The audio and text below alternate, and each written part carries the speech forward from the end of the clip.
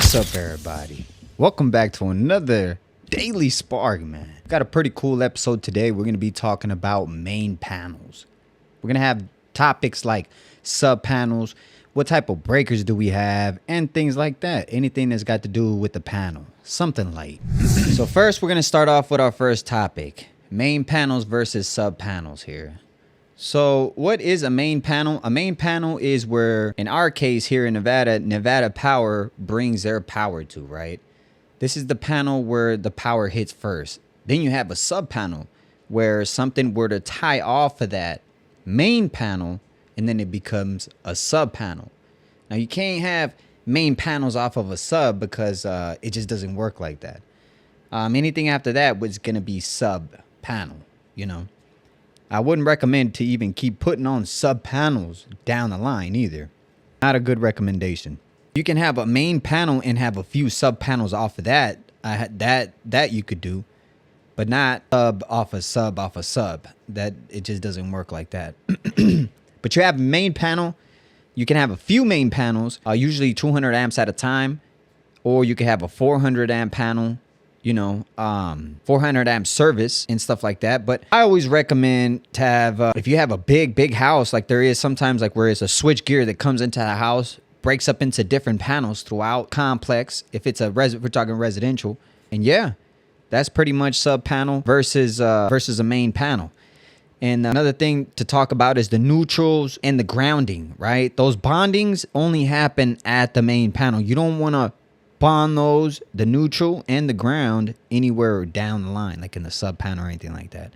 Those sub panels do not, that's a big mistake there. Do not bond the neutral and the ground at the sub panel, always at the main. Okay.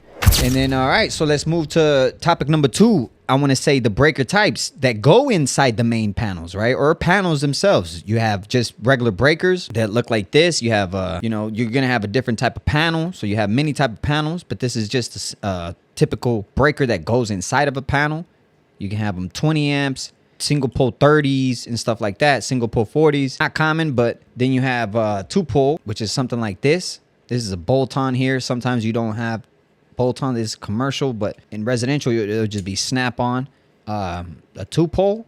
2 poles can come in 2 pole 20s, 2 pole 30s, 2 pole 40s, 2 pole 60s, you know, so on. Then you have the main, which this is a 3-phase main here. In residential, you're only going to have 2. Just your black and your red coming in. Then 3-phase in commercial settings. But this would be your main breaker coming in, right? And then we have other type of breakers like these GFCI breakers. GFCI breakers read anybody that would get shocked by water or anything like that. This is enough to trip a GFCI breaker. Then you have a AFCI breaker, which is it kind of looks like this, similar. It does a similar thing, but it just says AFCI on it instead of GFCI. This one says GFCI. The other one will say AFCI. And AFCI is for arcs. So for instance, this right here reads leakage of electricity. So if you're getting shocked over there with water or anything like that, it's not necessarily an arc, just like a leakage of electricity. So this will pick up on that. Whether in AFCI, I mean, on the other hand, an AFCI would pick up a arc. So like say you have a receptacle down the line that's just arcing over there, doing that there, that'll pick it up. The AFCI will pick that up. Then you have the dual function, which looks like the same thing, but it could do both. It'll say GFCI / AFCI. That's called the dual. And those are very expensive. Now, in homes, new built homes, they want dual functions in the whole house. So an AFCI is enough to find a pinch wire. That's how sensitive a AFCI is. It's the same thing like this. It'll just say AFCI has different components in the inside. And what it essentially does, again, electricity goes through here, comes through here, leaves, comes back through the neutral. And then this neutral would then tie into the neutral bus bar. That's how it reads what's going on inside of here. So the technology in there is so sensitive that it can read a pinch wire. So it's a dual function GFCI AFCI breaker. And like I said, homes are now require them to have dual functions throughout the house. Everything has to be, except like refrigerators and stuff like that. Pretty much any dwelling, living area and stuff like that has to have dual functions. And then let's talk about another thing. Panel upgrades, right?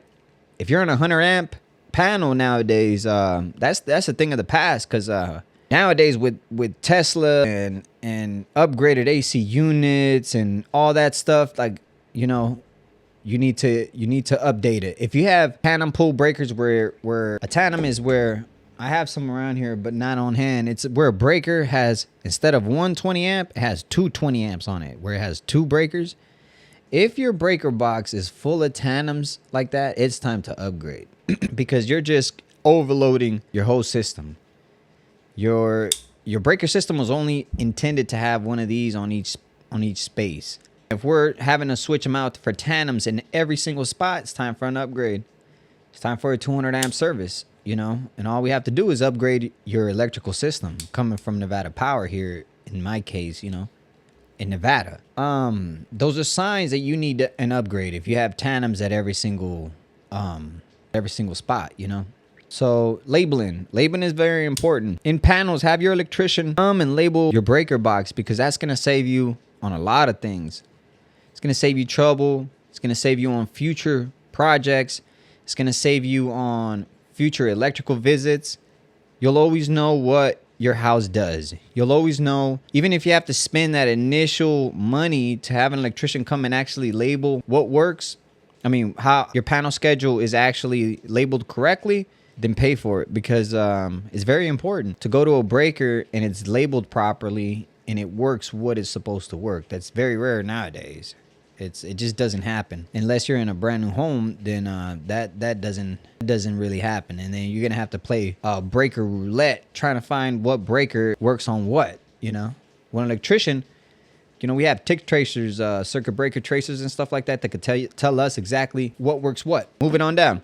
Another thing to know is that if you have an old panel tool like a Federal Pacific Zinsco, man, those things are fire risk. I've been to calls where they have Zinscos and Federal Pacifics, where you can literally see the arcing inside the panel from coming out the breaker. That they won't trip. They'll just cause a fire before they trip the breaker. So if you have a Zinsco or a Federal Pacific, trust me, it is cheaper to replace your panel than replace your burnt down house. Because you'd be surprised, a lot of insurance don't like to cover stuff like that because of the panels are so old. So you gotta be careful with that too. You gotta make sure your insurance covers Zinsco and Federal Pacifics, because you might not fall under the warranty, and it might say it in the contract. It might say that if you haven't upgraded during this time, because a lot of people already know those things are fire risk, and those are those old breakers. A lot of times they're the most expensive breakers to find right now. Anybody who knows Zinscos are the most, because they don't really make them like that no more.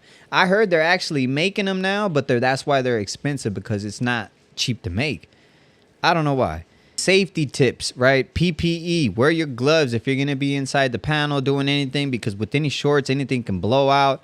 You can have blowouts, all type of things. Homeowners, don't think that just because you're in the comfort of your own house, you don't have to put on gloves. You know, if you're going to go out there and mess with the breaker box or anything like that, just be careful with it. You know, arc flashes, they're dangerous. You know, and don't ever DIY a panel. Ever DIY a panel. Never upgrade or DIY a panel. Always get a licensed electrician. Do your main panel.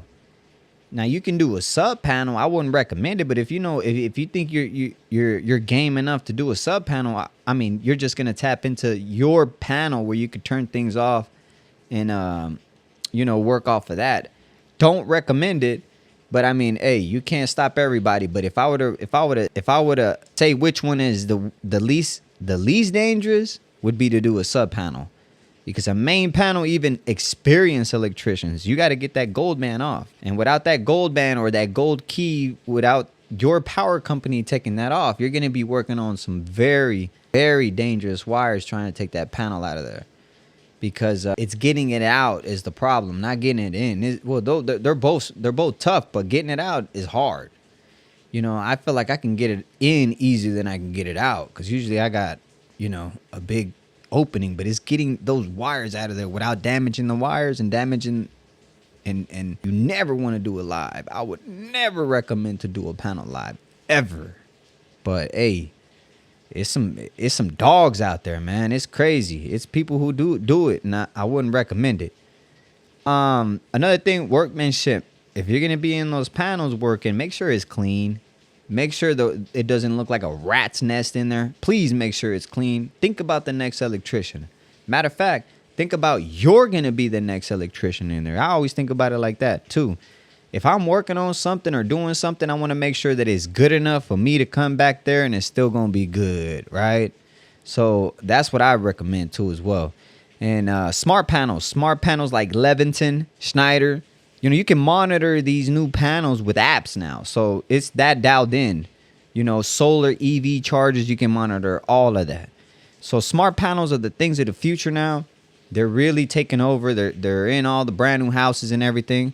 And I recommend those as much as you can get them in any new house you're building, because smart panels are the way of the future. They tell you what's wrong. They can tell you loose connections. They can tell you what circuit it is. You know, that right there eliminates a lot of things, headaches and stuff like that. Like it'll say this line is damaged, you know, things like that. That's something to look forward to. If you're going to be investing in anything, make sure it's smart, right? So that was it today. Just pretty much panels, talking about panels. If you guys have any questions, the number is right there. You guys can give me a call. Leave a message if I don't answer. I value everybody's time just as much as you should value mine, right? So leave a good question down there and I'll get to you. No problem at all. And just if you want to pick my brain too as well, I don't mind that as well. So, all right, guys, if you guys enjoyed this, make sure you hit that like button. It really helps out the algorithm and it helps my growing channel too as well. So if you want to see somebody grow like me, then hit that like button and I'll see you guys on the next video. Peace.